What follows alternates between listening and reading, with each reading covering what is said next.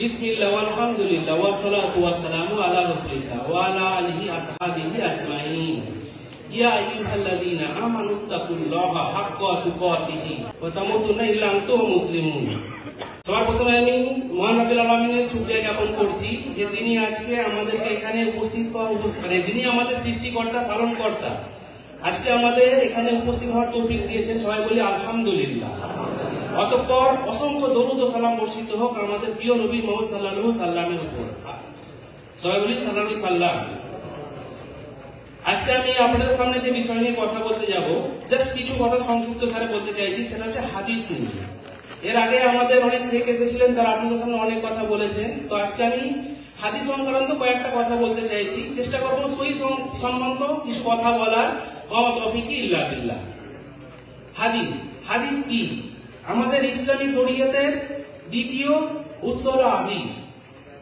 ইসলামী শরীয়তে প্রথম হচ্ছে কোরআন, দ্বিতীয় হচ্ছে হাদিস। তো কোরআন সম্পর্কে আমরা সবাই জানি যে কোরআন হচ্ছে মহান রব্বুল আলামিন আল্লাহ তাআলার বাণী।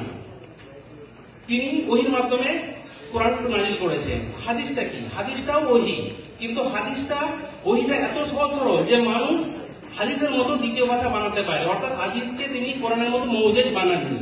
যেমন কোরআনকে তিনি মৌজেজ বানিয়েছেন, অর্থাৎ কোরআনের সমপরিমাণ একটা আয়াত বানানো কোনো সৃষ্টিকুলের পক্ষে সম্ভব না, যেটা হাদিসের পক্ষে সম্ভব। হাদিসের ভাষা এতটাই সহজ সরল।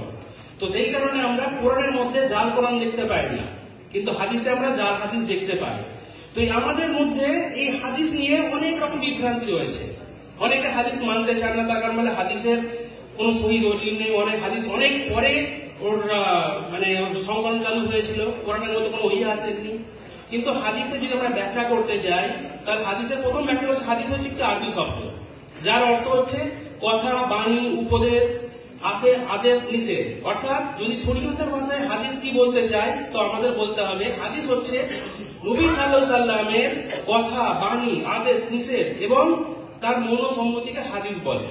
অর্থাৎ তিনি যা করেছেন, যা করতে বলেছেন এবং যা আদেশ করেছেন, যা নিষেধ করেছেন, সেটাকে আমাদের মানতে হবে, সেটা হচ্ছে আমাদের হাদিস। তো এই হাদিস নিয়ে এত ঝামেলার কারণ হচ্ছে হাদিস আমাদের মধ্যে এতটা সহজ সরল যে হাদিস, সহিহ হাদিস, দুর্বল হাদিস, দঈফ হাদিস, এছাড়া হাদিসের অনেক রকম রয়েছে। আর মানুষ ইচ্ছা করলেই হাদিস বানাতে পারে, কারণ এটা খুবই সহজ সরল কিছু কথা। তো এখানে হাদিস নিয়ে যে কথাগুলো আলোচনা করতে চাইছি, আপনার সামনে সেটা হচ্ছে হাদিস নিয়ে অনেক কথা বলা যায়, কিন্তু আমি জাস্ট আজকে কয়েকটা বিষয়ে কথা বলছি। যেটা হচ্ছে হাদিসের করকম হয় সনদ হিসাবে, এবং এই হাদিসের মধ্যে এত বিভ্রান্তি কেন। যদি আপনারা একটু দয়া করে শোনেন, এটা আপনাদের কাজে লাগবে। তার কারণ আমাদের মধ্যে হাদিস নিয়ে অনেক বিভ্রান্তি আছে। ইভেন ফেসবুকের যুগে এখন তো ফেসবুকে হাদিস অনেক বেরিয়েছে। কেউ একটা কিছু নিজের কথা বানিয়ে বলেছে নবী সাল্লাল্লাহু আলাইহি সাল্লামের কথা, আদৌ এটা কোনো কথা না, কিন্তু তবুও মানুষ বানাচ্ছে, তার কারণ মানুষ এই বিষয়ে অজ্ঞ। এছাড়া এই হাদিস কবে থেকে সংকলন চালু হয়? হাদিস নবী সাল্লাল্লাহু আলাইহি সাল্লামের যুগ থেকে সংকলন চালু হয়, কিন্তু প্রথম হাদিসের সংকলন চালু করেন ইমাম বুখারী। এর আগে যদি ইমাম মালিক রাহিমাহুল্লাহ বা আরো কিছু মুহাদ্দিসগণ হাদিস সংকলন করেছেন, কিন্তু যদিও সেই বইগুলো বর্তমানে পাওয়া যায় না, সেগুলো এখন প্রায় না পাওয়ার মতো। এবার হাদিস নিয়ে কোরআন কি বলছে, কোরআনের আয়াত কি বলছে যে আমরা হাদিস মানবো কি মানবো না।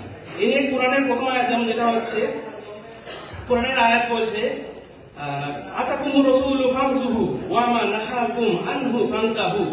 অর্থাৎ রাসূল সাল্লাল্লাহু আলাইহি সাল্লাম যা দেন তা গ্রহণ করো, যাতে নিষেধ করেন সেখান থেকে দূরে থাকো। এটা বলেছে সূরা জুমার আয়াত নম্বর 2, সূরা নাজম আয়াত নম্বর 4, সূরা নিসা আয়াত নম্বর 59, এছাড়া সূরা আহজাবের 71 নম্বর আয়াত।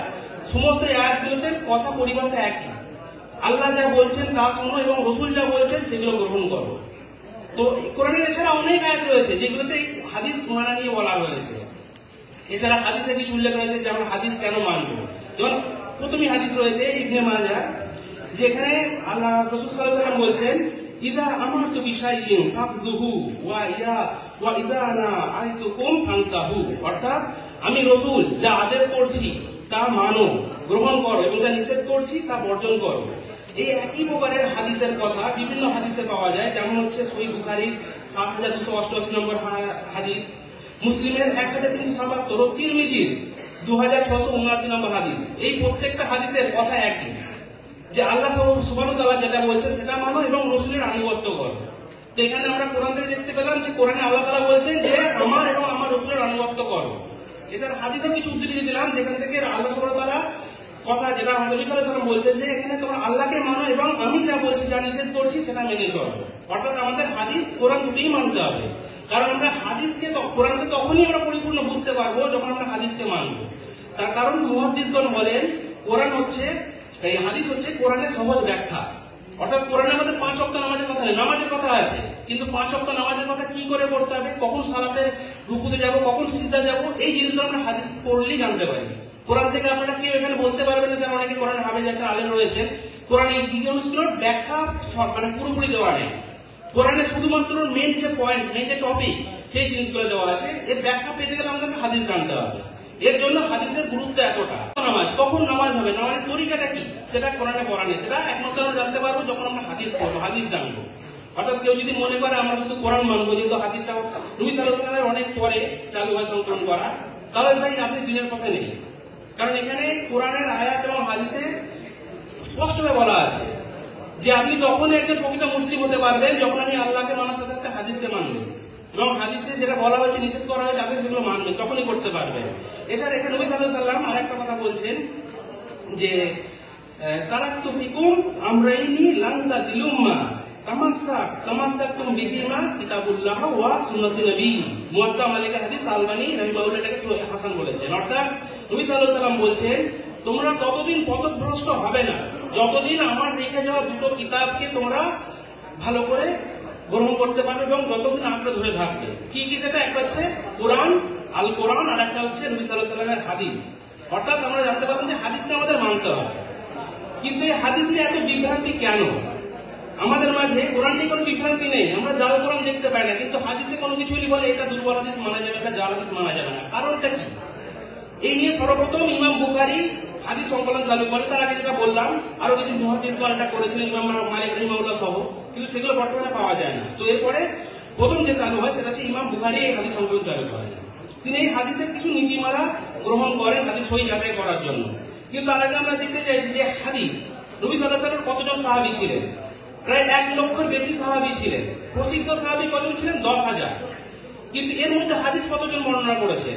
এর মধ্যে হাদিস বর্ণনা করেছেন খুবই সামান্য গুটি কয়েক সাহাবী। যেমন ধরুন কিছু কিছু বই লেখা আছে 1500 থেকে 2000 সাহাবী হাদিস বর্ণনা করেছেন। ইবনে মাজাহ থেকে আমি যেটা গ্রহণ করি সেটা হচ্ছে 1565 জন সাহাবী হাদিস বর্ণনা করেছেন। মানে চিন্তা করুন 1 লাখ সাহাবী, তার মধ্যে 10,000 প্রসিদ্ধ সাহাবী, সেখান থেকে হাদিস বর্ণনা করেছেন কতজন? 1565 জন। তার কারণটা কি? তার কারণ হচ্ছে নবী সাল্লাল্লাহু আলাইহি ওয়াসাল্লামের নিষেধ যে তার নামে কেউ মিথ্যা কথা বলতে পারবে না। এই কারণের জন্য অনেক সাহাবী হাদিস জানার পরেও হাদিস বলতে চাননি। তার একটাই কারণ যে নবী সাল্লাল্লাহু আলাইহি ওয়াসাল্লাম মিথ্যা কথা বলে তার স্থান জাহান্নাম। নবী সাল্লাল্লাহু আলাইহি ওয়াসাল্লাম হাদিসে নিজে খুদ বলছেন যে এমন মানুষ যে নবী সাল্লাল্লাহু আলাইহি ওয়াসাল্লাম মিথ্যা কথা বলবে সে যেন নিজের স্থান জাহান্নামকে নির্ধারিত করে নেয়। এই কারণের জন্য অনেক সাহাবী হাদিস জানার পরেও হাদিস বলা থেকে বিরত থেকে, শুধুমাত্র একটা কারণ নবী সাল্লাল্লাহু আলাইহি ওয়াসাল্লামের বাণী, মান কাযিবা আলাইহি মুতাআম্মিদান ফালিয়াতাবা ফানজুর মিনান নার। অর্থাৎ আমার নামে যে ইচ্ছাকৃতভাবে মিথ্যা কথা বলবে সে যেন তার অবস্থান হিসেবে জাহান্নামকে নির্ধারিত করে নেয়। এই কারণের জন্য এত সাহাবী থাকতো কোটি কোটি সাহাবী হাদিস বর্ণনা করেছেন। যেমন ধরুন 10,000 পর্যন্ত সাহাবীর মধ্যে মাত্র 1565 জন হাদিস বর্ণনা করেছেন। এর মধ্যে 100-র বেশি হাদিস বর্ণনা করেছেন মাত্র 38 জন। 100 নিচে হাদিস বর্ণনা করেছেন 1527 জন, এবং 1000-এর বেশি হাদিস বর্ণনা করেছেন মাত্র 7 জন সাহাবী। মাত্র 7 জন সাহাবী 1000-এর বেশি হাদিস বর্ণনা করেছেন। এছাড়া 1000-এর কম ও 100-র বেশি হাদিস বর্ণনা মাত্র 31 জন। অর্থাৎ এত সাহাবী থাকতে এত কম সাহাবী হাদিস বর্ণনা করেছেন। তার কারণ হচ্ছে একটাই, নবী সাল্লাল্লাহু আলাইহি ওয়াসাল্লাম ইচ্ছা বা অনিচ্ছাকৃত কোনো মিথ্যা কথা বললেই তার স্থান জাহান্নাম। কিন্তু আমাদের এখানে কি হচ্ছে, আমরা যে কোনো একটা কথা বানাচ্ছি, নিজে কথা বানাচ্ছি, আমরা ওই যে নবী সাল্লাল্লাহু আলাইহি ওয়াসাল্লামের কথা, তো আমরা কোথায় যাব? আমাদের স্থান কোথায় হচ্ছে? তার কারণ হচ্ছে একটা যে আমরা এই সম্পর্কে অজ্ঞ। এই জন্য আজকে আমি এই বিষয়ে কথা বলার চেষ্টা করব, একটাই কারণ যেন আমরা জানতে পারি সহিহ হাদিসটা কি আর এর উপরে আমল করতে পারি।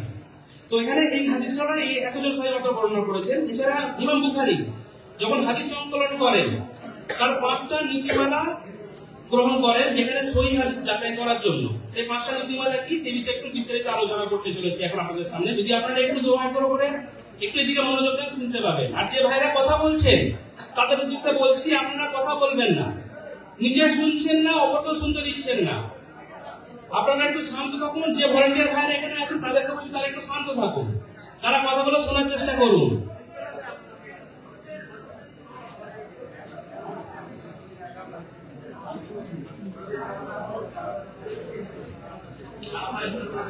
তো ভাই যেটা বলছিলাম যে ইমাম বুখারী তিনি হাদিস যাচাই বাছাই করার জন্য 5টি নীতিমালা নির্ধারণ করেন। কি 5টি নীতিমালা? প্রথম হচ্ছে আদালত। আদালত অর্থাৎ কি, ইমাম বুখারী থেকে শুরু করে নবী সাল্লাল্লাহু আলাইহি ওয়াসাল্লাম পর্যন্ত যতজন এই হাদিসটা বর্ণনা করেছে, মানে একটা সারিতে কে শুনেছেন, সাহাবী থেকে সাহাবী, তারপরে সাহাবী এবং তাবেঈন যারা শুনেছেন, প্রত্যেকের বর্ণনাকারীদের জীবন চরিত্রের বৈশিষ্ট্য কেমন, তারা বাস্তব জীবনে নিজেদের পারিবারিক সামাজিক জীবনে কেমন ছিলেন। আদালত অর্থাৎ তারা জীবনে নিজেদের জীবনে কেমন ছিলেন সেটা আগে জানতে হবে, তারপরে সেটা গ্রহণ করতে হবে। দ্বিতীয় হচ্ছে দ্বীপ। দ্বীপ অর্থাৎ কি, স্মৃতিশক্তি। অর্থাৎ কোন সাহাবী ছিলেন যাদের স্মৃতিশক্তি অনেক দুর্বল, তারা হাদিসকে লিখে রেখেছেন, কারণ তাদের স্মৃতি অনেকে সকালে গিয়ে দুপুরে মনে রাখতে পারছেন আমি কি খেয়েছি, তো সে হাদিস তো গ্রহণ করা যাবে না, কিন্তু তারা তো লিখে রাখতে পারেন। যে সাহাবীদের স্মৃতিশক্তি দুর্বল ছিলেন তারা তো লিখে রেখেছেন, তো সেই কারণে হচ্ছে তাদের স্মৃতিশক্তি কেমন ছিল এই বিষয়েও জানতে হবে। এরপরে দ্বিতীয় নম্বরে কি থাকছে, ইত্তেসাল, অর্থাৎ ক্রমান্বয়ে হাদিস বর্ণনাকারীদের দেখা সাক্ষাৎ হয়েছে কিনা, অর্থাৎ হাদিসটা যে কোনো সাহাবী বর্ণনা করেছেন তাদের সময়কাল, তাদের এক অপরের দেখা সাক্ষাৎ হয়েছে কি দেখা সাক্ষাৎ হয়নি, বা ধরুন একজন আছে ইন্ডিয়া একজন আছে মিশর, হাদিস বর্ণনা করছেন, দেখা সাক্ষাৎ কোনো গল্প নেই, তো এই হাদিসগুলো এইভাবে তারা সংগ্রহ করেছেন। এছাড়া চতুর্থ নম্বর পয়েন্ট হচ্ছে আদম সুজুজ। আর তাছাড়া এই হাদিস, যে হাদিসটা বর্ণনা করেছেন এই হাদিসটা আর কে কে বর্ণনা করেছে, অর্থাৎ একই হাদিস নবী সাল্লাল্লাহু আলাইহি ওয়াসাল্লাম তো কারো কানে কানে হাদিস বলে যাননি, বলেছেন সবাইকে, সমস্ত সাহাবীকে। যদি একই হাদিস শুনে থাকেন আর কে কে বর্ণনা করেছেন, এর জন্য উমর রাদিয়াল্লাহু আনহুর কাছে যখন কেউ হাদিস বিষয়ে কোনো কিছু বলতেন বা হাদিস বলতেন, তখন উনি বলতেন এই হাদিসটা আর কে শুনেছে তাকে আমার সামনে নিয়ে আসো, তাহলে আমি বিশ্বাস করবো যে হ্যাঁ এটা নবী সাল্লাল্লাহু আলাইহি ওয়াসাল্লামের হাদিস। তো এই জন্য কি হাদিসটা, এই জন্য এটা কি ছিল, এখানে আদম সুজুজ দরকার। এছাড়া হচ্ছে আদমুল ইলাল, অর্থাৎ হাদিসের মধ্যে কিছু সূক্ষ্ম অতি সূক্ষ্ম ভুল ত্রুটি থাকে যেগুলো একমাত্র মুহাদ্দিসগণ এবং হাদিস বিশেষজ্ঞরা ধরতে পারে। এই 5টা নীতিমালা ইমাম বুখারী ঠিক করেছে, কিন্তু ইমাম মুসলিম রাহিমাহুল্লাহ সেখানে আরেকটা এক্সট্রা পয়েন্ট যোগ করেছেন, সেটা হচ্ছে সরাহাতান, অর্থাৎ এই হাদিসটা যারা বর্ণনা করেছেন তারা একই সময় হলে হবে না, তাদের এক অপরের দেখা হতে হবে, সাক্ষাৎ হতে হবে, অর্থাৎ একই সময়কালে হলে হবে না, তার একবার দেখা হয়েছে এমন হতে হবে। তো এই 6টা নীতিমালা, যে 5টা ইমাম বুখারী বলেছেন, একটা ইমাম মুসলিম বলেছেন, এই 6টা নীতিমালা যদি আপনারা হাদিস বিচার করেন বুঝতে পারবে যে হাদিসটা সহিহ কি গালাত, কি হাদিসটা কি। তো এখানে সহিহ হবে কি হবে, এই 6টা নীতিমালা 5টা নীতিমালা যেখানে সঠিক থাকবে, অর্থাৎ আদালত, দ্বীপ, ইত্তেসাল, আদম সুজুজ ও আদমুল ইলাহ, এছাড়া সরাহাতান, এই 6টা জিনিস যেখানে সঠিক থাকবে তাহলে বুঝবেন এটা সহিহ হাদিস। অর্থাৎ যারা বর্ণনা করে তাদের চরিত্র, তাদের স্মৃতিশক্তি, তাদের দেখা সাক্ষাৎ এবং তাদের আর কে শুনেছেন, এছাড়া সূক্ষ্ম ভুল, এই সমস্ত কিছু সঠিক থাকে তবে সেটা সহিহ হাদিস। এর মধ্যে যদি একটা জিনিস ভুল থাকে, অর্থাৎ দ্বীপ, স্মৃতিশক্তি, যদি এটা দুর্বল থাকে, এর মধ্যে কোনো ভেজাল থাকে, গন্ডগোল থাকে, তাহলে সেটা হচ্ছে হাসান হাদিস। অর্থাৎ কোন সাহাবী বা সাহাবী যদি বর্ণনা করেন হয়তো তিনি হাদিসটা মানে মুখস্থ রাখেননি কিন্তু লিখে রেখেছে, এর জন্য এটা যদি কোনো হাদিসে যদি দ্বিতীয় নম্বরটা দ্বীপতে গন্ডগোল থাকে তাহলে সেটা হচ্ছে হাসান হাদিস, অর্থাৎ এটাও আমলযোগ্য। এছাড়া যদি এই দুটোর বেশি বা দুটো যদি কোথাও গন্ডগোল থাকে, মানে এই দুটো ঠিক আছে, একটা দুটো যদি কোথাও গন্ডগোল থাকে, অর্থাৎ ধরুন আদালত, দ্বীপ বা ইত্তেসাল বা দ্বীপ যদি গন্ডগোল থাকে, সেটা হচ্ছে দয়ীফ অর্থাৎ দুর্বল। দুর্বল হাদিসে আমল করাটা না করাটাই বেটার, মুহাদ্দিসগণের মতে দুর্বল হাদিসে আমল না করাটাই ভালো, কারণ আমাদের অনেক সহিহ হাদিস রয়েছে, আমরা চেষ্টা করলে সেখান থেকে আমল করতে পারি, আমাদের দুর্বল হাদিসে আমল করার প্রয়োজন পড়বে না। এছাড়া এরপর যদি মানে দুটো তো গন্ডগোল থাকলে এটা হচ্ছে আপনার দয়ীফ। যদি দুটোর বেশি কোন একটা প্রবলেম থাকে হাদিসে তাহলে সেটা হচ্ছে দয়ীফ জিদ্দান, তাহলে সেটার উপর আমল করা যাবে না। এর দুটোর বেশি যদি গন্ডগোল থাকে তাহলে সেটা হচ্ছে মাওদু হাদিস, অর্থাৎ মাওদু আর দয়ীফ জিদ্দানের উপর কথা যাবে না। দুটোর বেশি গন্ডগোল দয়ীফ জিদ্দান, বা এর মধ্যে যদি দুটোর বেশির মধ্যে একটা যদি কোনটা একদমই গায়েব, হাদিসের মধ্যে এর কিছুই নেই, তাহলে সেটা হচ্ছে মাওদু বা জাল হাদিস, আর এই হাদিসের উপরে আমল করা জায়েজ নয়। তাই আমরা চেষ্টা করবো যখনই কোনো আমল করবো সহিহ হাদিসের উপরে আমল করবো, মিথ্যা হাদিসের উপর আমল করবো না, তার কারণ আল্লাহু আ'লাম হয়তো গ্রহণ হবে না, বিদআত হতে পারে, বিদআত হলে পারে বিদআতের স্থান জাহান্নাম, কারণ হাদিসে রয়েছে কুল্লু দালালিন বিদআহ কুল্লু বিদআতিন জাহান্নাম, অর্থাৎ সমস্ত বাতিল, সমস্ত নতুন ধর্মে যে কোনো দিনে ইসলামে যে কোনো কিছু নতুন জিনিস স্বাগতই হচ্ছে বাতিল, সমস্ত বাতিলই স্থান হচ্ছে জাহান্নাম। তাই আমরা জাহান্নাম থেকে বাঁচতে হলে সই হাদিস আমল করবো, সেইভাবে চলবো। এবার এই হাদিস যে জাল কোথা থেকে চালু হয়েছে জাল বানানোটা? এই জাল বানানো হাদিস প্রথম যখন নিয়ে একজন ব্যক্তি জাল হাদিসের যে বানিয়েছিলেন, নবী সাল্লাল্লাহু আলাইহি ওয়াসাল্লামের যুগে এক ব্যক্তি জাল হাদিস বানিয়েছিলেন। এটা হচ্ছে আপনার ইবনে মাজাতে এই হাদিসটা রয়েছে। কি বানিয়েছিলেন? তিনি অন্য এক গোত্রের বিবাহের উদ্দেশ্যে গিয়ে বলেন যে আমাকে নবী সাল্লাল্লাহু আলাইহি ওয়াসাল্লাম পাঠিয়েছেন আপনাদের গোত্রে বিবাহ করার জন্য। তো সেই যে গোত্রে পাঠিয়েছে সেই গোত্রের লোকেরা তখন তারা জানেন যে নবী সাল্লাল্লাহু আলাইহি ওয়াসাল্লাম বলবেন না। তারা তখন বলে আপনি বসুন, আমরা খোঁজ নিয়ে আসছি। তারা তখন নবী সাল্লাল্লাহু আলাইহি ওয়াসাল্লামের খোঁজ নিতে যান যে এই ব্যক্তিকে সেই কথা বলেছেন কিনা। যখন তারা নবী সাল্লাল্লাহু আলাইহি ওয়াসাল্লামের কাছে পৌঁছালেন, তখন নবী সাল্লাল্লাহু আলাইহি ওয়াসাল্লাম বললেন সেই ব্যক্তিকে তোমরা গিয়ে যদি জীবিত পাও তাকে হত্যা করো। আমি আশঙ্কা করছি তাকে তোমরা জীবিত পাবে না, যদি জীবিত পাও তাকে হত্যা করো। অর্থাৎ নবী সাল্লাল্লাহু আলাইহি ওয়াসাল্লাম তাকে যার নামে মিথ্যা বলার জন্য তাকে হত্যার আদেশ দিয়েছে। সেই যাদেরকে যে গোত্রকে বলেছেন বিবাহ করার জন্য তারা তো ছুটে আসছেন তাকে হত্যা করার জন্য। প্রথমত জানতে পারেন সেই লোক ওখান থেকে বেরিয়ে গেছে এবং প্রথমত সেই লোক সাবে কেটে মারা যায়। অর্থাৎ নবী সাল্লাল্লাহু আলাইহি ওয়াসাল্লামের যে প্রথম মিথ্যা কথা বলে, নবী সাল্লাল্লাহু আলাইহি ওয়াসাল্লাম নিজে তাকে হত্যার আদেশ দিয়েছেন এবং তাকে আল্লাহ স্বয়ং ফাঁসি দিয়েছেন, সাবে কেটে তিনি মারা যায় সেই ব্যক্তি। অর্থাৎ প্রথম যিনি মিথ্যা কথা বলেছেন তার এই অবস্থা হয়েছে। এরপরে দ্বিতীয় যে মিথ্যা কথা চালু হয়, আব্দুল্লাহ ইবনে সাবা, তিনি ছিলেন ইহুদি পণ্ডিত। উমর রাদিয়াল্লাহু আনহুর সময়ে তিনি ইসলাম গ্রহণ করেন। তার ইসলাম গ্রহণ করার একটাই কারণ, ইসলামের মধ্যে বিভ্রান্তি সৃষ্টি করা। ইসলামের মধ্যে বিভ্রান্তি সৃষ্টির উদ্দেশ্যে সেই ব্যক্তি ইসলাম গ্রহণ করেন উমর রাদিয়াল্লাহু আনহুর সময়। ইহুদি পণ্ডিত ছিল সেই ব্যক্তি। তো সে অনেক জাল হাদিস রচনা চালু করে। এরপরে হচ্ছে তৃতীয় নম্বরে আছে মুক্তার ইবনে আবু উবাইদ সাকাফি। এই ব্যক্তিও 3 নম্বর, এই ব্যক্তি হচ্ছে জিন্দিক একজন। সে অনেক জাল হাদিস রচনার চেষ্টা করে। প্রথমে তিনি কুফা, বসরা অনেক জায়গাতে ঘোরাফেরা করেন, কিন্তু কোথাও গিয়ে কোনো রকমের ফায়দা করতে পারেনি। কারণ সবাই দেখুন সাহাবীরা জীবিত ছিলেন বা সাহাবীদের বা তাবিঈনরা ছিলেন, সেই সময় তিনি কিছু করতে পারেন না। এর জন্য পরে কি করে তিনি মিশরে চলে যায় সেই ব্যক্তি। সেখানে গিয়ে আলী রাদিয়াল্লাহু আনহু নামে অনেক জাল হাদিস ছড়ানো চালু করে সে এবং তার দলবল। তো এইভাবে সমাজে আস্তে আস্তে জাল হাদিস বিস্তার লাভ করে। এছাড়া জাল হাদিস আরো অনেক বিস্তার লাভ করে। যেমন অনেক ফিরকা দল তৈরি হয়, তারা নিজেদের মতবাদকে স্বীকৃতি দেওয়ার জন্য অনেক জাল হাদিস বানায়। অনেক ব্যাখ্যা থেকে জাল হাদিস আছে, মানে অনেক মুহাদ্দিসগণ বা অনেক বড় বড় আলেম তারা ব্যাখ্যা করেছে। 5 জনের 5 রকম ব্যাখ্যা হয়েছে একটা হাদিস নিয়ে, সেখান থেকে জাল হাদিস বেরিয়ে এসেছে। এছাড়া অনেক বুজুর্গগণ যারা ছিলেন খুবই সহজ সরল, তাদেরকে যে কোনো কথা বললে পারে হাদিসের নাম বললে তারা সেটা বিশ্বাস করে নিতেন এবং অন্য কাউকে সেটা বলতেন যে হ্যাঁ এটা হাদিস। এভাবে জাল হাদিস ছড়িয়েছে। এছাড়া কিছু ওয়াজকর বা যারা গল্প কেসা করতেন তাদের মধ্যে থেকে অনেক জাল হাদিস ছড়িয়েছে। তো যখন এত জাল হাদিস ছড়িয়ে গেছে, তো এর জন্য এরপর ইমাম বুখারী, ইমাম মুসলিম এনারা এসেছেন, এনারা সহিহ হাদিস সংকলন করেছেন। সহিহ, জাল এবং কোনটা একদমই মাউদু, যেটা কোনো আমলই করবেন না, এই হাদিসগুলো এনারা সংকলন করেছেন। এর জন্য এই হাদিস সময়কালীন ইমাম মালিক রাহিমাহুল্লাহ একটা কথা বলতেন যে মদিনাতে এত বুজুর্গ আছে, তাদের কাছে আমি আমার 1 লাখ দিরহাম গচ্ছিত রেখে নিশ্চিন্তে থাকতে পারবো, কিন্তু একটা হাদিস গ্রহণ করে আমি নিশ্চিন্তে থাকতে পারবো না। তার কারণ সেই সময়তে এত পরিমাণ জাল হাদিস বিস্তার লাভ করেছে, যেটা আমরা আজকেও দেখতে পাচ্ছি। আজকে সেরকম জাল নেই, কারণ অলরেডি বেরিয়ে গেছে। আজকে আমাদের কি জাল বেরিয়েছে? আজকে আমাদের হোয়াটসঅ্যাপ হাদিস, ফেসবুক হাদিস। আমরা ফেসবুক খুলে দেখতে পাচ্ছি কেউ লিখছে 100 বার লা ইলাহা ইল্লাল্লাহ শেয়ার করলে সে জান্নাত যাবে।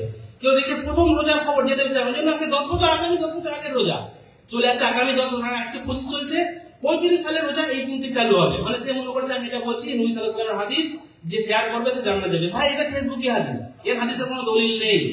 আপনি শেয়ার করছেন, এটা শেয়ার করে নিজে গুনাহগার হচ্ছেন, যাকে শেয়ার করতে বলছেন সে যদি শেয়ার করে সেই গুনাহটাও আপনার মধ্যে আসছে। আমাদেরকে এই সম্পর্কে জানতে হবে, আমাদের এই নিয়ে ইলম অর্জন করতে হবে। এর জন্যই আমাদের সমস্ত কিছুতে একটা কথা আছে, ইলম অর্জন করতেই হবে। আমাদের কোরআনের প্রথম শব্দই হচ্ছে ইকরা, পড়ো, অর্থাৎ ইলম অর্জন করো।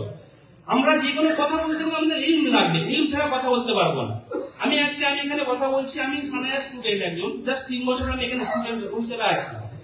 এর আগে তো জানতাম না। আলহামদুলিল্লাহ যেটুকু জেনেছি আপনার সাথে বলার একটাই কারণ, যে এখানে অনেকেই আছেন যারা আমার থেকে অনেক জ্ঞানী, অনেক আলেম রয়েছেন, অনেক হাফেজ পর্যন্ত রয়েছেন। আপনারা আসুন, দিনটা শিখুন। যে আপনারা যেটা জানেন সেটা আপনারা মানুষের মধ্যে ছড়িয়ে দিন, যেটা জানেন না সেটা শিখে নিন।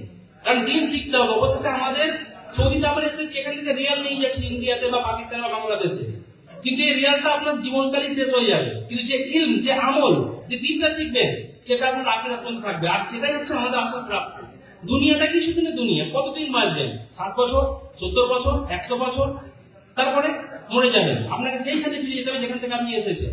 যদি এই টাকা আপনি যেতে পারবেন না, কিন্তু ইলম, বা আমল যেটা আপনি করবেন সেটা আপনি নিয়ে যেতে পারবেন, সেই আমলটা আপনার কাছে থাকবে। আজকে অনেকে আছে আমরা ভুল পথে ইনকাম করছি, কি জন্য? ফ্যামিলিকে খাওয়ানোর জন্য। আজকে যদি কোনো আদালত বা কোনো জজ যদি বলে আপনি চুরি করতে গিয়ে ধরা পড়েছেন, আপনি আপনার ফ্যামিলির জন্য করেছেন, এখানকার হাফ শাস্তি আপনার ছেলে মেয়েকে দেওয়া হবে।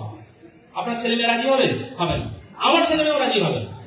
যদি কোনো কেউ বলে যে আপনার ছেলে মেয়ের জন্য, আপনার সংসারের জন্য, পরিবারের জন্য করেছেন, তারা হাফ শাস্তি নিক, তারা রাজি হবে না।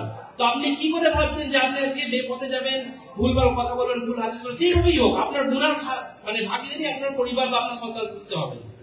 হবে না। এর জন্য আপনাকে নিজেকে সৎ হতে হবে। আর আমরা সবাই চাই যে দুনিয়াকে পরিবর্তন করি।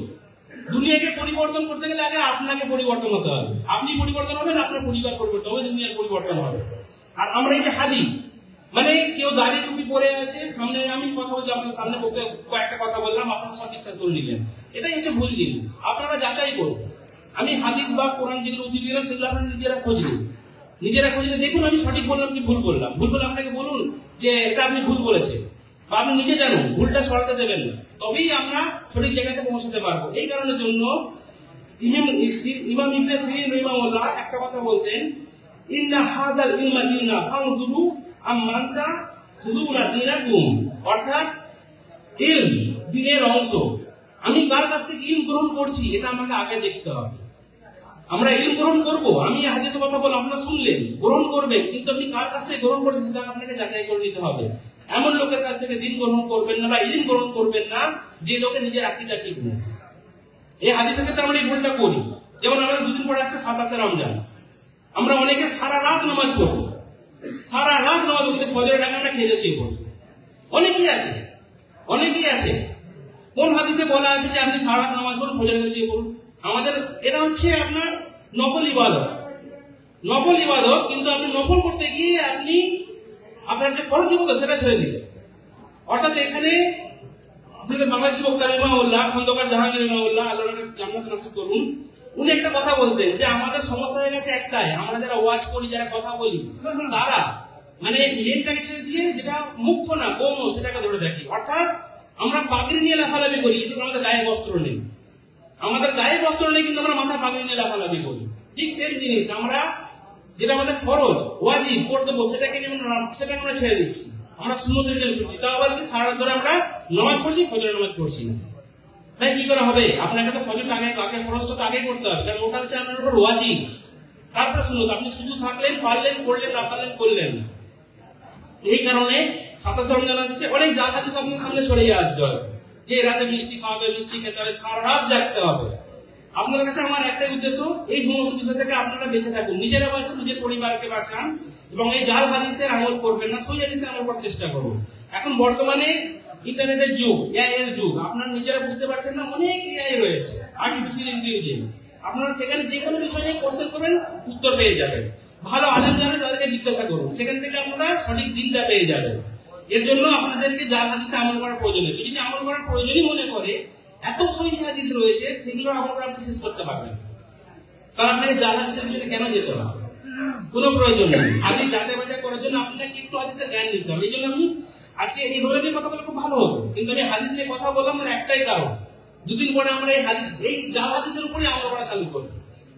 দুদিন পরে এই জাল হাদিসকেই আমরা মনে করবো সহিহ হাদিস। তাই জাল হাদিস কি সেটা জানতে হবে, হাদিস কি সেটা জানতে হবে। অর্থাৎ আমরা আমাদের জীবনে সহিহ সুন্নাত মেনে আমরা আমল করার চেষ্টা করব, এবং এই আমল করেই আমরা ইনশাআল্লাহ জানতে যাবো। আজকে আমরা যারা এখানে উপস্থিত আছি, অনেক হিন্দি আছি, বাঙালি আছি, যাদের হিন্দুভাষীও রয়েছি, তাহলে একটাই কথা, আপনারা সবাই চেষ্টা করুন অন্তত সহিহ দিনটা শেখার জন্য। সহিহ দিনটা শিখুন, সহিহ আমল করুন, সহিহ হাদিস মেনে চলুন, ইনশাআল্লাহ দেখবেন জান্নাতের পাওয়ার জন্য এটা একটা ওসিলা হবে, কবরের আযাব থেকে নিষ্কৃত হওয়ার এটা একটা ওসিলা হবে। কোরআন জানেন, আমি মসজিদে নামাজ পড়তে গিয়ে দেখি অনেক আগে মসজিদে বসে থাকে, কিন্তু কোরআন পড়ছেন না। কয়েক আগে জিজ্ঞাসা করলাম, আপনি কোরআন পড়েন না? তখন উনি বলেন, আমি কোরআন পড়তে পারি না। অনেকে 30 বছর হয়ে গেছে সৌদিতে আছে, পড়তে পারছেন না। আপনারা এখানে এসেছেন তো একটা জিনিস শিখে যান, কোরআনটা শিখুন। আপনি শিখবেন, আপনার পরিবারকে শেখাবেন। আমি প্রথমে কোরআন জানতাম না, আমার আব্বা কোরআন জানতেন কিন্তু ভুলে গিয়েছিলেন। উনি 50 বছর বয়সে কোরআন শিখলেন আমাদের জন্য। কি জন্য? কারণ আমার কোরআন পড়ি না, উনি নিজে শিখলেন। আমি কোরআন শিখেছি বুড়ো বয়সে, তোমরা কেন শিখবেন? তখন থেকে আমরা কোরআন শিখলাম। আলহামদুলিল্লাহ আজকে দিনের বয়সে একটু আগাতে পেরেছি। তো আপনারা শিখুন। বয়স হয়ে গেছে ভাবছেন আমার 50 বছর হয়ে গেছে, না, এটা কোনো বয়স নেই। আপনি এখনো শিখতে পারবেন, আপনি এখনো শিখতে পারবেন। আমরা এখনো শেখার বয়স হয়েছে, শেখার কোনো শেষ নেই। নিজে দিন শিখুন, কোরআন শিখুন এবং পরিবারকে শেখান।